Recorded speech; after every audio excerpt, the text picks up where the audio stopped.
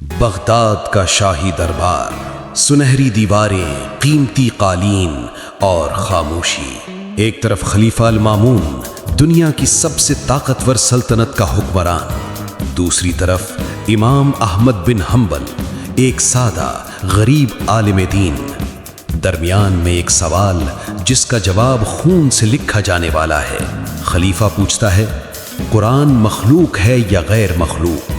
امام احمد کی خاموشی، پھر ایک جواب جو تاریخ بدل دے گا۔ یہ کہانی صرف دو آدمیوں کی نہیں، یہ علم اور طاقت کی جنگ ہے، عقیدے اور سیاست کا ٹکراؤ ہے، اور سب سے بڑھ کر یہ حق پر ڈٹے رہنے کی قیمت کی داستان ہے۔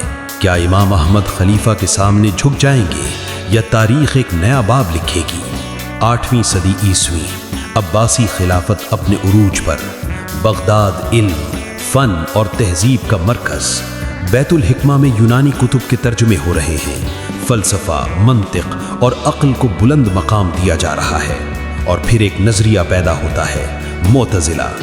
یہ وہ لوگ تھے جو عقل کو نقل سے اوپر رکھتے تھے۔ انہوں نے کہا، قرآن اللہ کا کلام ضرور ہے، لیکن یہ مخلوق ہے، قدیم نہیں۔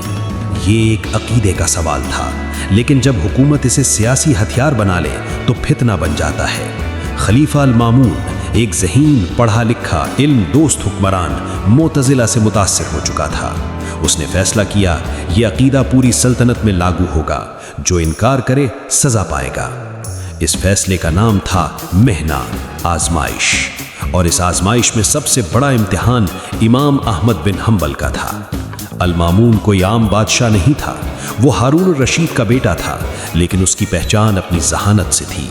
وہ رات کو بیت الحکمہ میں بیٹھ کر ارسطو، افلاطون اور یونانی فلاسفہ کے افکار پڑھتا۔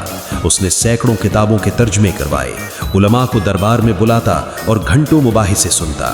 لیکن اس علم دوستی میں ایک خطرہ چھپا تھا، حد سے زیادہ عقل پر بھروسہ۔ معتزلہ نے المامون کو بتایا، اے امیر المومنین، قرآن اگر قدیم ہو تو اللہ کے ساتھ ایک اور قدیم چیز ثابت ہو جاتی ہے، یہ توحید کے خلاف ہے۔ المامون متاثر ہوا، اسے لگا کہ یہ منطق درست ہے۔ اس نے حکم جاری کیا، تمام قاضی، محدث اور علماء سے پوچھا جائے، کیا قرآن مخلوق ہے؟ جو ہاں کہے عہدے تر رہے، جو نہ کہے قید، کوڑے یا موت۔ یہ فتنہ شروع ہو چکا تھا۔ امام احمد بن حنبل ایک معمولی گھر میں پیدا ہوئے، باپ جلد فوت ہو گیا، ماں نے پالا۔ بچپن سے علم کی طلب تھی، وہ پیدل سفر کرتے، محدثین سے احادیث سیکھتے، ہزاروں احادیث حفظ کیں۔ ان کا مسند احمد آج بھی حدیث کا بہترین ذخیرہ ہے، لیکن ان کی پہچان علم سے زیادہ ان کے اخلاق سے تھی۔ وہ غریبوں کی مدد کرتے، رات کو عبادت میں گزارتے، دنیا سے بے رغبتی لیکن دین میں پختگی۔ جب المامون کا فرمان آیا تو بہت علماء نے خوف سے ہاں کہہ دی، کچھ نے کہا دل میں ایمان رکھو، زبان سے کہہ دو۔ لیکن امام احمد نے کہا نہیں، قرآن اللہ کا کلام ہے، قدیم ہے، مخلوق نہیں۔ یہ جواب ان کی زندگی بدل دینے والا تھا۔ سنہ 218 ہجری، بغداد کی گلیوں میں افواہیں، امام احمد کو گرفتار کر لیا گیا ہے، انہیں زنجیروں میں جکڑا گیا، پاؤں میں بیڑیاں ڈالی گئیں، اور پھر ایک طویل اور تکلیف دہ سفر شروع ہوا طرطوس کی طرف، جہاں المامون اپنی فوج کے ساتھ تھا۔ راستے میں پہرے دار انہیں دھمکاتے، خلیفہ تمہیں قتل کر دے گا۔ امام احمد خاموش، دل میں دعائیں، زبان پر ذکر۔ ایک رات ایک پہرے دار نے کہا، اے امام، آپ کیوں اپنی جان خطرے میں ڈال رہے ہیں؟ بس زبان سے کہہ دیں، دل میں جو چاہے رکھیں۔ امام احمد نے جواب دیا، اگر میں جھک گیا تو لاکھوں مسلمان بھٹک جائیں گے، میرا جھکنا امت کی گمراہی ہے۔ یہ جواب سن کر پہرے دار نے رونا شروع کر دیا، لیکن پھر ایک خبر آئی، المامون کی موت ہو گئی ہے۔ کیا امام احمد بچ گئے؟ نہیں، کیونکہ المامون کا بھائی المعتصم نیا خلیفہ بن گیا، اور وہ بھی فتنہ جاری رکھنے پر تلا ہوا تھا۔ بغداد کی جیل، اندھیرا، سیلن اور سکوت۔ امام احمد کو دربار میں لایا گیا، خلیفہ المعتصم تخت پر، اطراف میں درباری، معتزلہ علماء اور جلاد۔ سوال پھر پوچھا گیا، کیا قرآن مخلوق ہے؟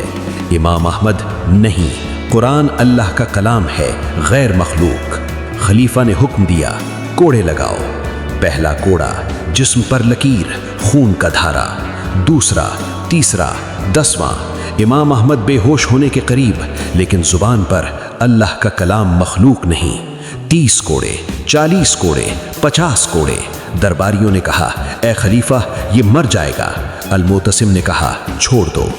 इमाम अहमद को वापस जेल में फेंक दिया गया। जिस्म जख्मों से भरा, लेकिन दिल में यकीन का समंदर।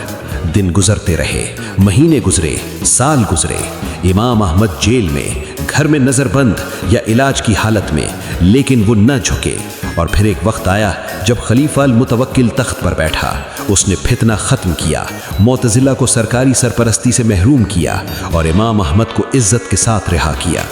लोग हजारों की तादाद में इमाम अहमद के घर जाने लगे। उनकी मोहब्बत, उनकी कुर्बानी, उनकी साबित कदमी, ये सब एक जिंदा सबक बन गए। इमाम अहमद ने कोई लश्कर नहीं उठाया, न तलवार उठाई, न साजिश की। उन्होंने सिर्फ हक पर खड़े रहना चाहा और अल्लाह ने उन्हें फतह दी। जब इमाम अहमद की वफात हुई तो 20 लाख से ज्यादा लोग उनके जनाजे में शामिल हुए। बगदाद की तारीख में इतना बड़ा जनाजा पहले कभी नहीं देखा गया था।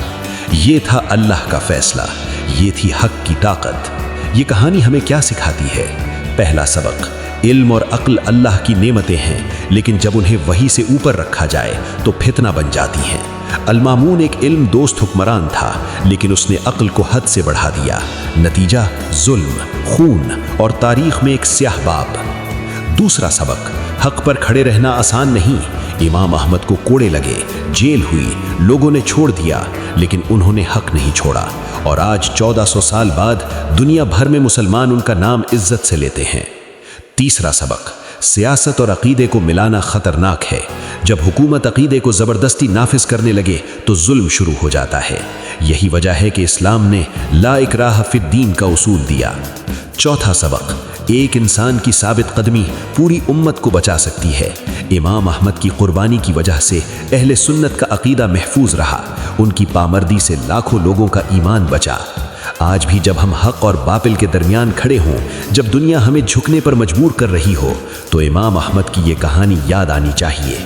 क्योंकि हक पर डटना ये सिर्फ कदीम ज़माने की बात नहीं, ये हर दौर का तकाजा है। अल्लाह हमें इस्तिकामत अता फरमाए। आमीन।